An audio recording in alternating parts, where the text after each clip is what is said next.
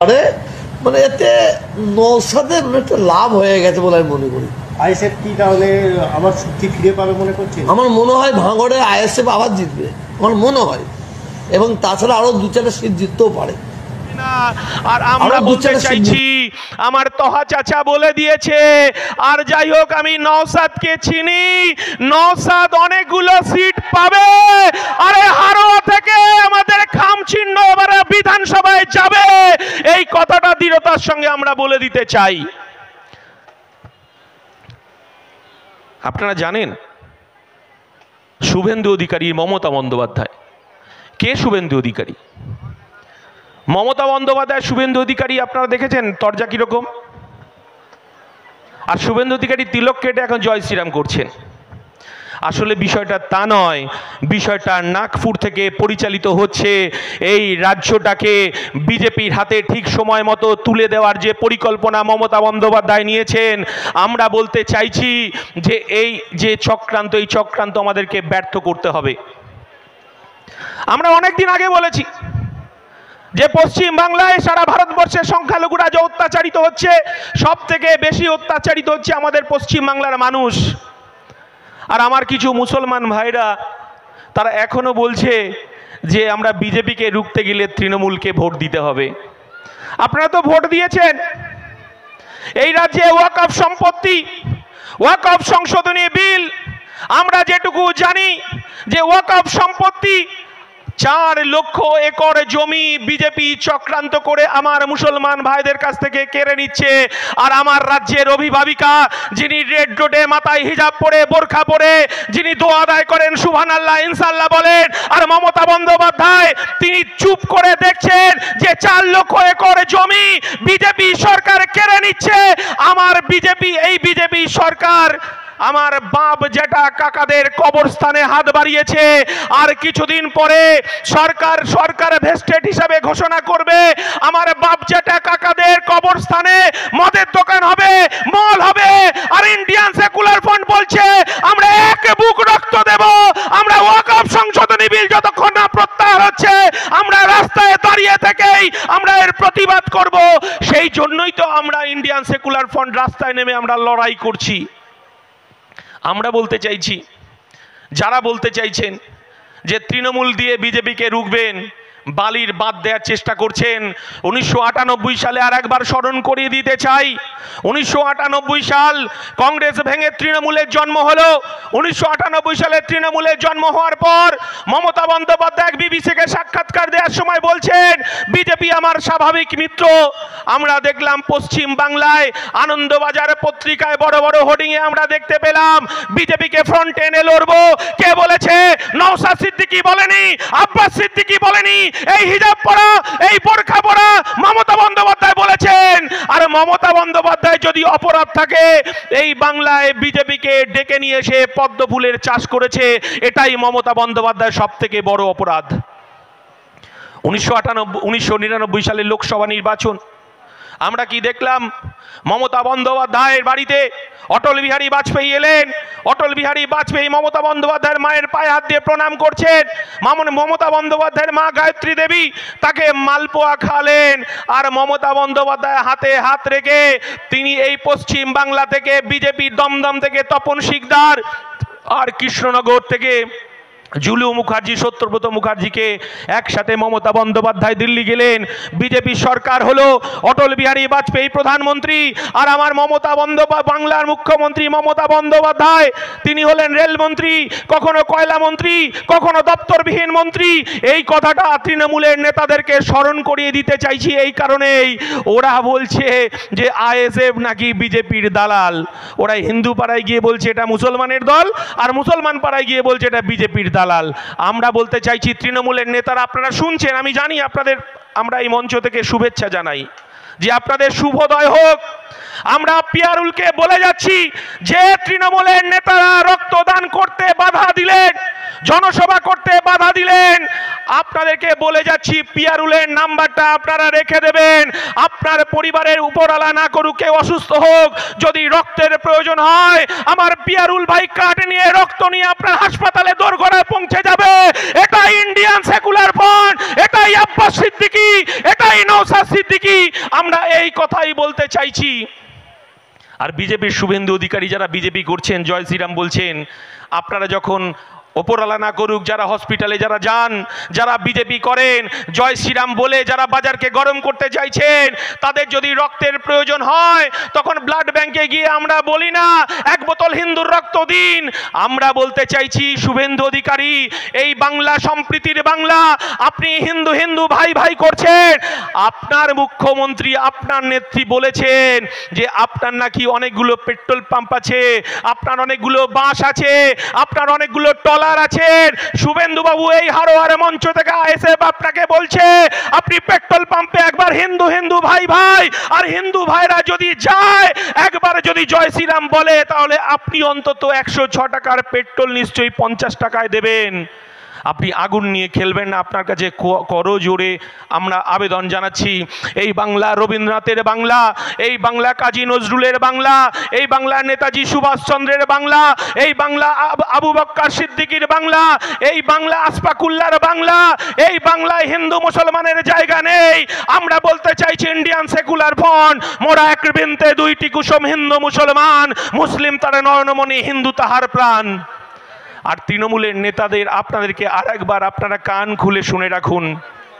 আমরা কি দেখলাম 2024 সালে বিজেপিকে দেখলাম আমরা, নরেন্দ্র মোদী আর অমিত শাহ তারা স্লোগান দিলেন রাম মন্দির তৈরি করবেন, আর স্লোগান দিলেন আপকি বার 400 পার। ঢুকে গেছেন? স্লোগান দাও। ইন্ডিয়ান সেকুলার ফ্রন্ট জিন্দাবাদ। আমাদের বিধায়ক নওশাদ সিদ্দিকী ভাইজান জিন্দাবাদ। নওশাদ ভাইজান তোমায় জানাই স্বাগতম। নওশাদ সিদ্দিকী ভাইজান তোমায় জানাই স্বাগতম। গরিবের বন্ধু নওশাদ ভাইজান স্বাগতম। দলিতের বন্ধু নওশাদ ভাইজান স্বাগতম। স্বাগতম স্বাগতম। দলিত বলে ভাইজান, ভাইজান ভাইজান। আদিবাসী বলে ভাইজান, ভাইজান ভাইজান। হিন্দু ভাই বলে ভাইজান, ভাইজান ভাইজান। ছাত্র যুব বলে ভাইজান, ভাইজান ভাইজান। ইনকিলাব জিন্দাবাদ। নওশাদ সিদ্দিকী ভাইজান জিন্দাবাদ। জিন্দাবাদ জিন্দাবাদ। নওশাদ সিদ্দিকী ভাইজান জিন্দাবাদ। জিন্দাবাদ জিন্দাবাদ। নওশাদ সিদ্দিকী ভাইজান জিন্দাবাদ। জিন্দাবাদ জিন্দাবাদ। ভাইজান তোমায় জানাই স্বাগতম। স্বাগতম স্বাগতম। গরিব অসহায়ের বন্ধু নওশাদ ভাইজান জিন্দাবাদ। জিন্দাবাদ জিন্দাবাদ। গরিব অসহায়ের কণ্ঠ নওশাদ ভাইজান জিন্দাবাদ। জিন্দাবাদ জিন্দাবাদ। ইনকিলাব জিন্দাবাদ। ইনকিলাব জিন্দাবাদ। জিন্দাবাদ জিন্দাবাদ। আমাদের সঙ্গে রাম চলছে চলবে, আমাদের সঙ্গে রাম চলছে চলবে। নওশাদ ভাইজান আগিয়ে চলুন, আমরা তোমার সাথে আছি। নওশাদ ভাইজান আগিয়ে চলুন, আমরা তোমার সাথে আছি। ইনকিলাব ইনকিলাব ইনকিলাব জিন্দাবাদ। ইনকিলাব ইনকিলাব জিন্দাবাদ। গরিব অসহায়ের বন্ধু নওশাদ ভাইজান জিন্দাবাদ। দলিত আদিবাসীর বন্ধু নওশাদ ভাইজান জিন্দাবাদ। শ্রমজীবী মানুষের স্বার্থে লড়ছে নওশাদ ভাইজান জিন্দাবাদ। ওয়াকফ সম্পত্তি বাঁচাতে লড়ছে নওশাদ ভাইজান জিন্দাবাদ। এই শ্রমিকদের উপর জুলুম হচ্ছে, তার নির্যাতনের বিরুদ্ধে লড়ছে নওশাদ ভাইজান জিন্দাবাদ। জিন্দাবাদ জিন্দাবাদ। ইনকিলাব জিন্দাবাদ।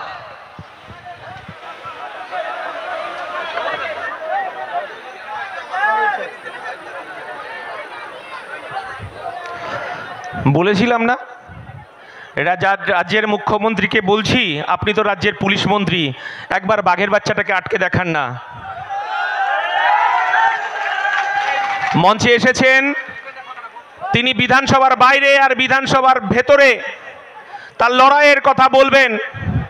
পাহাড় থেকে জঙ্গল, আর পাহাড় থেকে সাগর, আর সাগর থেকে জঙ্গলমহল ছুটে বেড়াচ্ছে আদিবাসী, দলিত, মতুয়া, সংখ্যালঘু মানুষের অধিকার রক্ষার লড়াই। এই লড়াই আজকে আমাদের হারোয়া রক্তদান শিবিরের মধ্য দিয়ে আমরা করছি। আগামীতে আরো বৃহৎ বৃহৎ আন্দোলন এই হারোয়ার মানুষ দেখতে পাবে। যে কথাটা বলছিলাম, আমরা বলছিলাম 2024 সালে আপনারা দেখলেন, ভারতবর্ষের মানুষ দেখলেন নরেন্দ্র মোদী আর অমিত শাহ কি বললেন? রাম মন্দির, রামকে সামনে রেখে, আমিও একটা হিন্দু পরিবারের ছেলে, আমারও ধর্ম হিন্দু, আর আমার রাম হৃদয়ে থাকবে, আর আমার রামকে রাস্তায় নিয়ে এসে তিনি বিক্রি করছেন। আর এই ভারতবর্ষের মানুষ ধর্মনিরপেক্ষ মানুষ, কারণ বিজেপি 2014 সালে বলেছিল বছরে 2 কোটি বেকারের চাকরি দেব, পেট্রোল ডিজেলের দাম অর্ধেক হয়ে যাবে, গ্যাসের দাম অর্ধেক হয়ে যাবে, আর বলেছিল জিরো ব্যালেন্সে 15 লক্ষ করে টাকা ঢুকবে। আমরা ভুলে যাইনি। আর যখন এই ভারতবর্ষের মানুষ 2 কোটি বেকারের চাকরির দাবি করছে, তখন নরেন্দ্র মোদী বলছে চাকরি টাকরি ছাড়ুন, ধর্মের আফিন খান, বলছে আপকি বার 400 পার। আর ভারতবর্ষের মানুষ দেখলেন যে পেটে খিদে, ঘরে বেকারের জ্বালা, নরেন্দ্র মোদী আর অমিত শাহর গালে থাপ্পড় মেরে বুঝিয়ে দিলেন আপকি বার 400 পার নয়।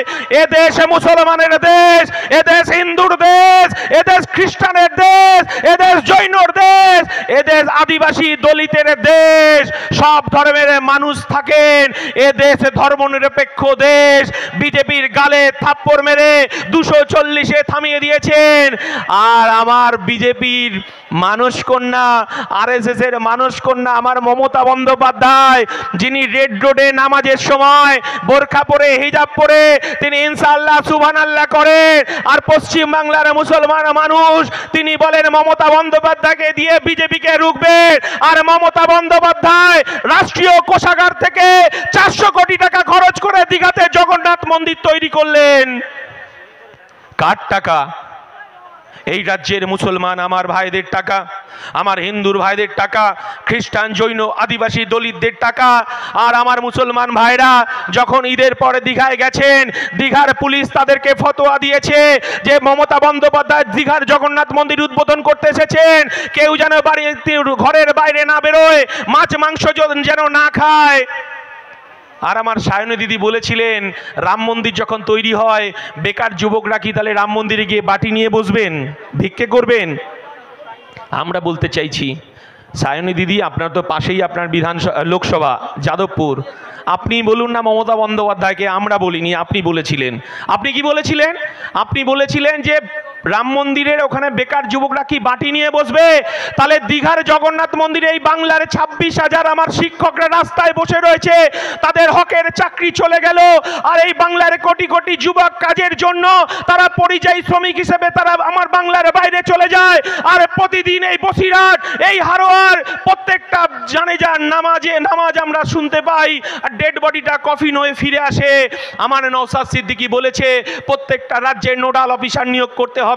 এই বাংলা থেকে পরিযায়ী শ্রমিক কারা কারা কাজে যায় তাদের নামের তালিকা তৈরি করতে হবে, তাদেরকে প্রত্যেক মাসে তাদের পরিবারকে 10,000 টাকা দিতে হবে।